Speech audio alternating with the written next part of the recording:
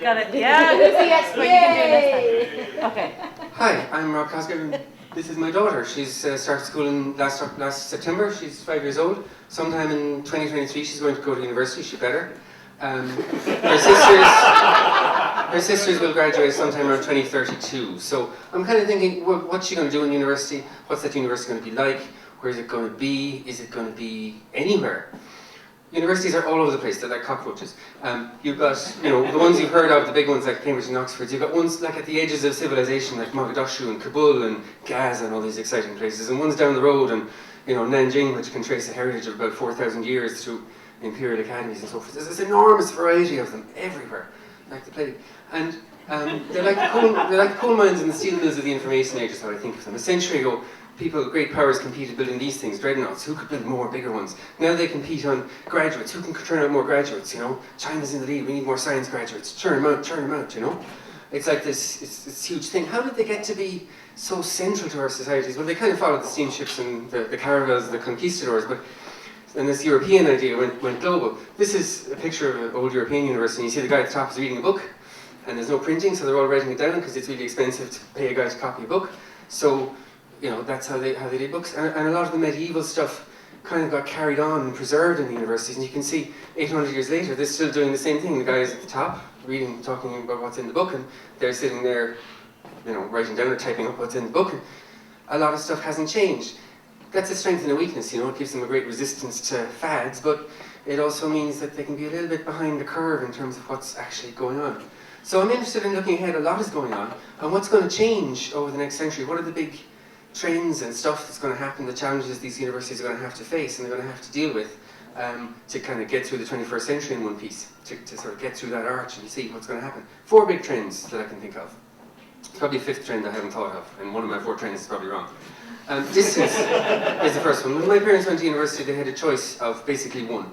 Transport networks was a factor where they could get to easily. Cost was obviously a factor. There was social stuff. There were certain universities that nice Catholic guys didn't go to. There was a whole lot of things. Even knowledge was a factor. My dad went and did law because it was a short queue. He didn't know anything about anything he did in university, so he went with his buddies. I had a choice of 4, broader a bit. A few years later, the local airport grew a 2,000-metre concrete runway. Ryanair, a few years later, I could have gone to London. Choice of maybe 50 or 60. Seems where it's lifting off exponentially. My daughter, 2023, well, she could go anywhere in the world, really. What's to stop her?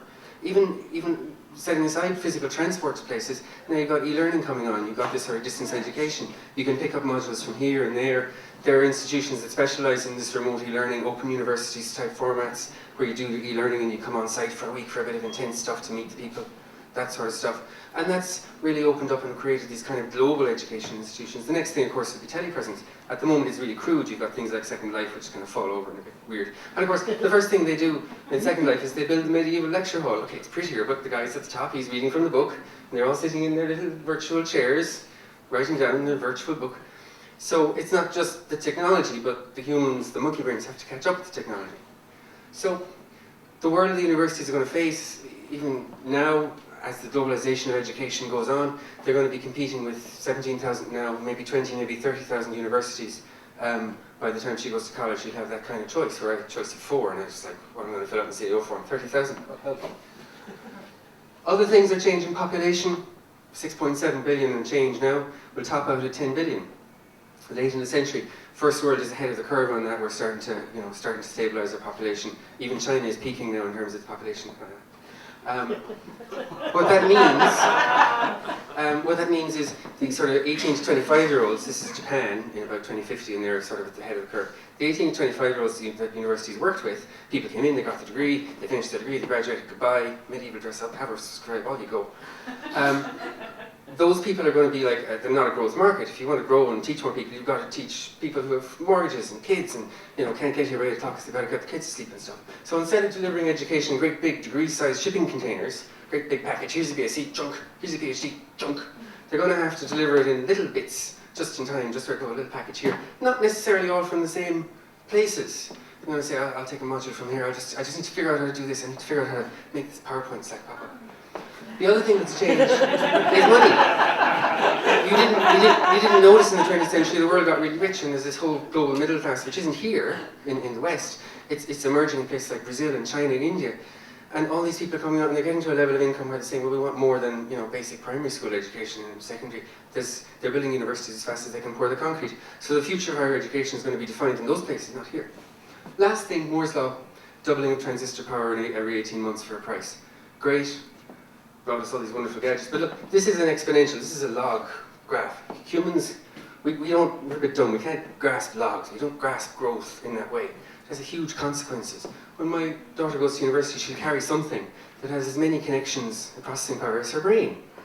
And that's not intelligence, but you know, quantity has a quality all of its own, as Stalin famously said. So what's she going to do with that processing power? Is she going to get to write her essays for her? Like, how is the university going to teach when the boxes are smarter than the people? And that's going to change the working environment she goes into. Vodafone and Skype don't hire a lot of these guys anymore. Twitter don't have any messenger boys. Google don't have any filing clerks, maybe one just for show somewhere. It's eroded away all these jobs. Now there's computer programs that can write quite decent classical music. There's computer programs that can write sports reports. So she's going to have to learn to work in a world that's part of, hopefully the centre of, not the edge of, a network of intelligent, semi-intelligent, differently intelligent entities which aren't necessarily like her at all.